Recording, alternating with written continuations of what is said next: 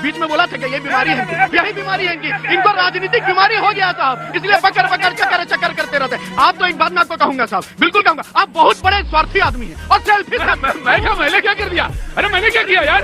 आप जो है केवल विपक्ष को ज्यादा समय देते हैं, हमसे तो पूछते नहीं साहब। आप एकदम कांग्रेस मीडिया हो रखे हैं। तकलीफ हुई ना हुई? बेवजह इल्जाम लगाएगा तो तकलीफ होगी। उसी तरह कांग्रेस है, पढ़ने के लिए डिग्री दिखाते हैं हवा की, और इतनी समझ नहीं है कि देश की सनातन संस्कृति, हिंदू को गाली दोगे तो वोट तो छोड़ो, पानी तक नहीं मिलेगा देश।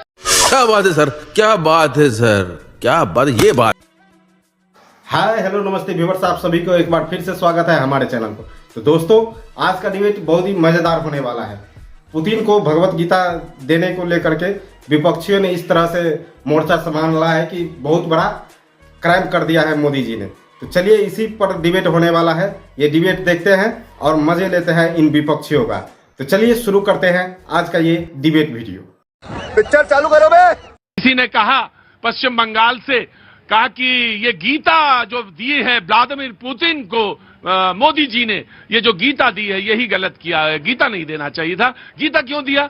वो तो मामला हिंदू हो जाता है, लेकिन ये गीता नहीं देना चाहिए था। किसी ने कहा कि भाई सबको बुलाया, उनको क्यों नहीं बुलाया? समझ आप सब गए होंगे किनको नहीं बुलाया। बोले सबको मुलाकात, हाँ जी हाँ, बोले सबसे मुलाकात हो रही है लेकिन उनसे क्यों नहीं मुलाकात हो रही? समझ गए आप किससे बात कर रहे हैं? किससे बात कर रहे हैं? किसकी? जनता बड़ी होशियार है हिंदुस्तान की, जानती है कि किसके बारे में बात कर रहे हैं।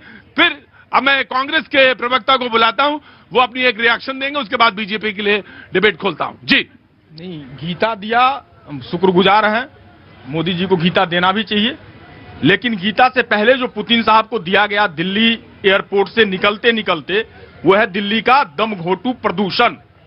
इसमें कोई इनकार नहीं कर सकता कि दिल्ली की जो अभी हालात है, उसमें सबसे पहला गिफ्ट अगर हमने पुतिन साहब को दिया तो वो यहां का दमघोटू प्रदूषण दिया। और सरकार की बड़बोलेपन के कारण जो ये प्रदूषण का ये स्थिति है, इससे पहले तो तमाम बातें होती थी सारे जगहों पे। मैं नाम नहीं लूंगा, नहीं तो बातें दूसरी जगह चली जाएंगी, लेकिन कहां कहां क्या क्या बोला जाता था प्रदूषण को लेकर के। आज सारे जगह पर पिन ड्रॉप साइलेंट, चुप्पी साध के बैठे हुए हैं। पहली बात, अभी आपने कहा किनको बुलाया नहीं गया। 234 सांसदों का जो प्रतिनिधित्व करते हैं हाउस के अंदर, लोकतंत्र के मंदिर में, उस लीडर ऑफ अपोजिशन को नहीं बुलाया गया।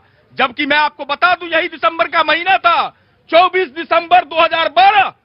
देख लीजिएगा खोल के सारे लोग, माननीय श्रद्धेय Sushma Swaraj ji leader of opposition हुआ करती थी, और यही पुतिन साहब का भारत दौरा हुआ था। हमने, हमारे मिनिस्ट्री ऑफ एक्सटर्नल अफेयर ने बजाते कहा कि आपको मिलना चाहिए। ये तरीका होता है, लेकिन परंपराओं से इनका कोई लेना देना नहीं। अभी बदत है भाई, अभी बदत है पूरी देश। हाँ जी हाँ जी हाँ जी। एक बात बताइए, अभी इन्होंने कहा सुषमा स्वराज जी को बुलाया गया, वो ऐसी स्थिति, उन्होंने कोई विदेश में जाकर हमारे देश की मट्टियां नहीं छेती, हमारे देश के खिलाफ गलत किसी भी तरह के बयानबाजी नहीं थी। मगर आपके राहुल गांधी जी किस मुंह से जाएंगे, किस मुंह से बुलाएं इनको हम यहाँ पे, जो विदेश में जाकर हमारे देश में रहकर, हमारे देश का खाकर, हमारे देश के आगे भीख की तरह मांगते वोट। कहां से मिलेगा वोट उनको? उनकी करनी और कथनी का जो अंतर है देश ने दिखा दिया। मैं आ गया देवभूमि से भी आ जाऊं। जी आप कहां से सर? सर मैं झांसी बुंदेलखंड। झांसी बुंदेलखंड से, वाह क्या बात है। सर जब कोई बहुत बड़ा राष्ट्रपति आता है बहुत शक्तिशाली देश से, तो हमारी नैतिक जिम्मेदारी बनती है कि हम इंटेलेक्चुअल लोगों को दिखाएं, ना कि राहुल गांधी जैसे को। तो उन्होंने सही बात है, दूसरों को जो दूसरी कांग्रेस पार्टी जिसका आपने बोला वो सांसद आए हैं, वो इंटेलेक्चुअल हैं, तो उनको बुलाया। तिरुवनंतपुरम के जो सांसद हैं वो गए, उनको बुलाया गया, वो कमेटी के चेयरमैन भी है, इस नाते उनको बुलाया। जी जनाब। दिव्य जी, इन्होंने एक बात कही कि दिल्ली को प्रदूषण दिया आज पुतिन ने। पुतिन कहने पे दिल्ली प्रदूषण झेल रही है। सर अब वो मैं बता रहा हूँ, 50 साल से कांग्रेस की सरकार देश में रही है, और 50 साल में क्या हुआ? कांग्रेस ने गांवों को विकसित नहीं किया। जब गांव विकसित नहीं, वहां सड़क नहीं पहुंचे, स्वच्छ पानी, अस्पताल, एजुकेशन नहीं पहुंची, तब लोग गांव के दिल्ली की तरफ रुक किया। और अगर गांव में ही व्यवस्थाएं मिल जाती, सड़क, बिजली, पानी मिल जाती, एजुकेशन, अच्छे अस्पताल मिल जाते, तो आज दिल्ली में प्रदूषण न होता, हर गांव दिल्ली होता, हर गांव दिल्ली। इसके कहीं ना कहीं जिम्मेदार कांग्रेस सरकार है। राइट, टेकिंग योर पॉइंट, मैं आ जाऊंगा जी। सर्वप्रथम प्रतीक भैया, जबरास्तु डोब्रो फजलास्तु नसो, अर्थात welcome to our show, Russian में कहा मैंने भाई साहब जी। दूसरी बात तो मैं आपको कहना चाह रहा हूं, कांग्रेस पार्टी को आपने गीता की बात कह दी, राहुल गांधी नहीं बुलाए गए, ये बात इन्होंने कह दी। गीता का सार क्या है सर? गीता का सार है निस्वार्थ भाव से अपने कर्म को करना और आत्म के साथ ईश्वर के प्रति, सबके प्रति सम्मान होकर चलना। और इस गीता को आप टंचमाल बोलेंगे? इनके दिग्विजय सिंह ने भी एक बार टंचमाल कहा, सीपीआई के नेता ने माल कहा। खेद व्यक्त नहीं करते, लेकिन उस पर आरोप प्रत्यारोप की राजनीति कांग्रेस पार्टी को शोभा देती है। पॉइंट 1, ये गीता के प्रति हमदर्दी नहीं रख सकते साहब, क्योंकि भारत की संस्कृति के प्रति इनकी ना तो सम्मान है, ना तो नीति है, ना तो नियत है। और दूसरी बात मैं आता हूं, जो इन्होंने कहा राहुल गांधी जी को नहीं बुलाया, बिल्कुल सही कहा। देश को दोगे गाली बाहर में और सोचोगे यहां बिछाएंगे हम आपके लिए फूले बाहर, तो कतई नहीं हो सकता। आपको नीति आपको नीति स्पष्ट रखनी होगी कि अगर आप लीडर ऑफ अपोजिशन अपने आप को मानते हो तो लोकतंत्र का संविधान तो केवल हाथ में नहीं लहराओगे, दिल में भी बसाओगे और वोट चोरी, सीना चोरी जैसे अनर्गल बयान नहीं देते फिरोगे। आग लगा दी, आग लगा दी। और इंटेलेक्चुअल किसने कहा था भाई?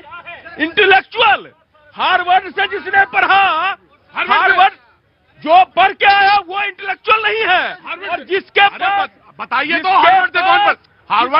हार्वर्ड से पढ़ के कौन है?